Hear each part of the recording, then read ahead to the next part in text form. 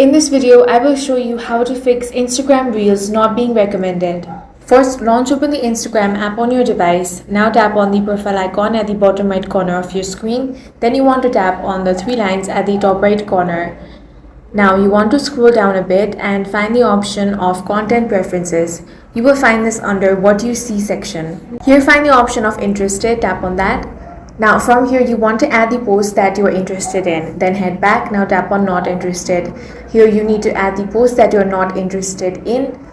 So in this way you can review your interested and not interested preferences. Next thing you want to do is tap on the reset suggested content option. Here tap on the next option. Now go ahead and tap on reset suggested content, then tap on it one more time to confirm. This allows Instagram to refresh the content recommendation shown to you. If you create reels, make sure the recommend on Facebook option is turned on when publishing your reel. This can help increase the reach of your content across meta platforms.